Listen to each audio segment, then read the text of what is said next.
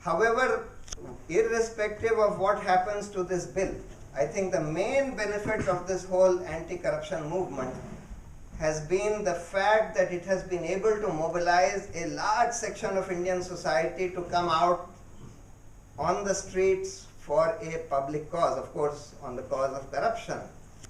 But the fact that so many people have been mobilized on a public issue and have brought that pressure to bear on the government and on political parties to bring about the kind of legislation that they want, this has been an enormous gain.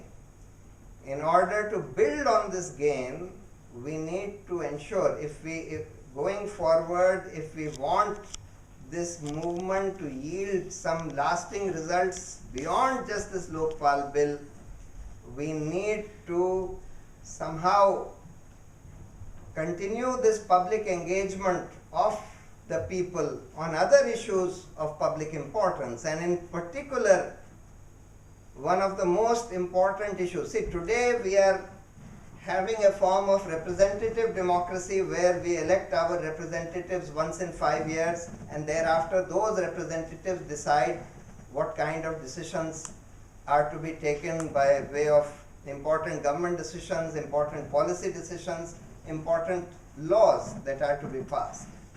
And very often, usually, they do so by, of course, not considering or neglecting the views and wishes of the people, but very often they do so on corrupt considerations, on the basis of bribes that are given to them. The Special Economic Zone Act was passed in Parliament in a matter of minutes without any discussion, which has allowed the government or given them the power to appropriate the lands of the poorest farmers in the country for the purpose of giving it to large corporations, the richest corporations in the country, for essentially real estate development. Now, these kind of laws are passed because there are commercial vested interests who are driving the legislators or the ministers to pass these laws. We need to now move forward. In fact, one of the things that we have been saying is that this movement has demonstrated people's power and has brought back to some extent real democracy, in the sense that ultimately the wishes of the people are being considered to some extent, at any rate, in the framing of this particular law. But we need to institutionalize this process to ensure that in future, laws, policies and important decisions which can wait. Of course, there may be some day-to-day decisions which can be taken by the elected government, but there are other decisions which can wait to see what the people want, where you can have a referendum to find out what kind of policy, what kind of law, what kind of decision. For example, the Indo-US nuclear deal, that could have been put to a national referendum. There was no need for it to be just decided by the cabinet or even by parliament when we saw bribes being paid to MPs, etc., for that confidence motion on this nuclear deal. So therefore, why should it not have been put to a national referendum? Now people say, look, how would ordinary people understand such a complex issue as a nuclear deal? Well, that's true. Many of them will not understand.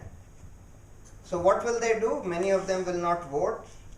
Those who vote, some of them will understand, some may not understand, and they will vote on the basis of the people whom they trust. If they find that there are a number of people having different views, number of experts having different views on it, they will decide on the basis of which expert they trust.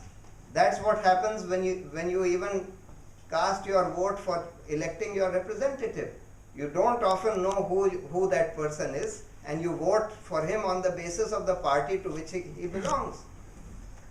So this will at any rate be better than this present system, where this representative democracy can be hijacked by commercial vested interests much more easily than they can hijack the opinions of the people. Of course, Chomsky in his book has pointed out, in his book Manufacturing Consent, has pointed out that even consent of the people can be manufactured by the use of big money, by these big corporations who advertise and who can even otherwise influence even the voters. But that influence will still be less dangerous than the influence of directly influencing a few. You just have to bribe a few ministers or a few MPs in order to push your bill or in order to push it for your decision. So therefore, so in order to institutionalize participatory democracy, we will have to, of course, there will need to be changes in the constitution. We will have to make a system where whenever an important issue arises, where there are contending views, a neutral authority like the Central Election Commission can be asked to see which are the main contending views that have been put forth, frame those different options in a fair and neutral manner, and put it to vote before the people. Of course, you will have to restrict the number of options to a reasonable number. You can't have a very large number of options. There would be also other challenges. Certain parts of it can be disaggregated. Certain things have to be taken as a package. You have to see what can be disaggregated, what has to be taken as a package. But this is a reform which we need to move towards if we want to repair this kind of virtually dysfunctional, corrupted kind of democracy that we are seeing in the country. Firstly, of course, we have seen that even the electoral process is such that honest people have no chance of getting elected. Only parties having big money who are in a position to advertise themselves across the country and have an army of paid workers, only their candidates are able to get elected.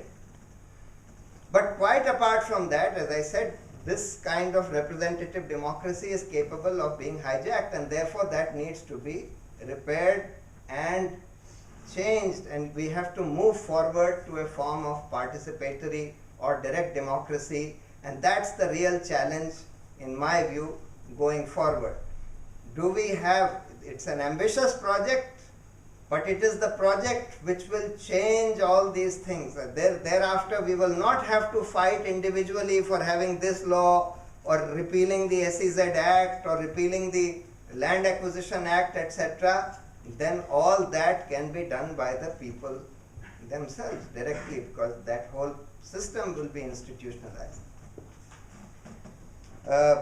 But the key, as I said, to all this depends upon whether we can keep the people who got engaged and mobilized in this whole anti-corruption movement, whether we can not only keep that engagement but build on that engagement, expand that engagement.